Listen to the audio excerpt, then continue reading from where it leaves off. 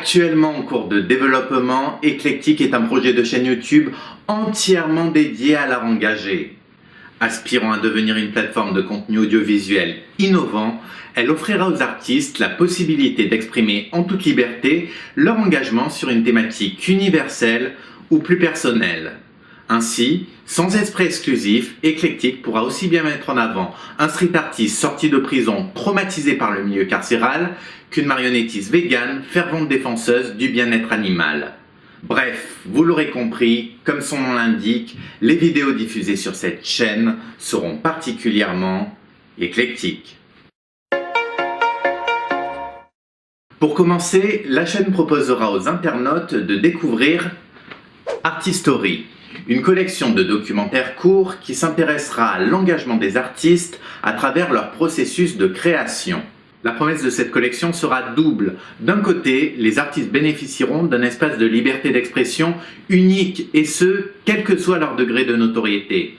Qu'ils soient amateurs ou professionnels, tous auront leur place dans Artistory.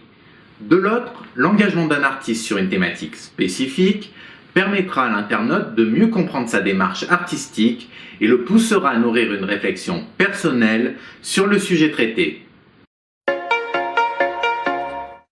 La spécificité principale d'Artistory résidera dans sa capacité à s'affranchir des critères d'uniformité. Dans cette mesure, les œuvres de cette collection présenteront des formes de réalisation très différentes les unes des autres.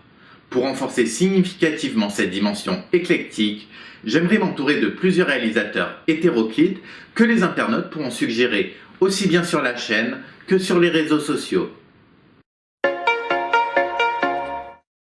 Pour inaugurer cette collection d'entretiens, Charlotte, une graphiste illustratrice rousse, nous ouvrira les portes de son atelier dans lequel nous la verrons travailler sur une bande dessinée consacrée à la rousseur.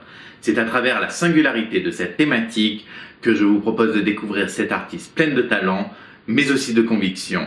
Voyez plutôt.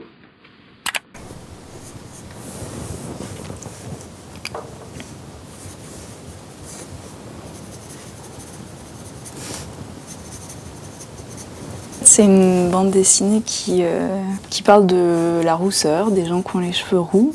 Il y a un tas de moqueries et de préjugés qui perdurent, donc j'en parle un petit peu parce que c'est des choses que j'ai eu l'occasion de rencontrer ou en tout cas qu'on m'a raconté. C'est un sujet qui intrigue, en tout cas, qui laisse pas les gens indifférents. Chez les Grecs, dans l'Antiquité, c'était déjà une insulte. Au Moyen-Âge, les pauvres femmes qui avaient les cheveux roux, c'était des sorcières, donc on les a brûlées. Hitler aussi, il s'en est pris aux roux. Il a interdit les mariages entre roux. Et il a eu l'idée de créer un vaccin contre la rousseur. Encore plus bizarre, je crois que c'est en 2013, aux États-Unis, il y a des chercheurs qui ont mis au point le vaccin contre la rousseur.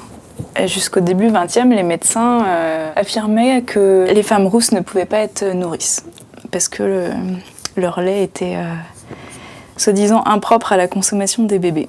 Voilà, encore une légende. Et du coup, je fais une planche là-dessus, sur une nourrice qui se présente à un bureau de nourrice parce que c'était quand même un boulot qui était bien payé et qui était assez courant. Et en fait, toutes les filles qui étaient rousses, elles ne pouvaient pas l'exercer. Mais qu'est-ce qu'ils ont tous avec la rousseur ? Comme si ça déterminait je sais pas quoi. Alors que c'est juste la nature qui a joué au dé. Et pour ça, on en prend plein la figure, surtout quand on est gosse. Ouais. Quelle que soit l'époque, le sujet inspire. Pour moi, être rousse, c'est haut en couleur. C'est être sauvage, le safran, incandescente, d'ambre, flamboyante, ardente, fauve, un passe-velours.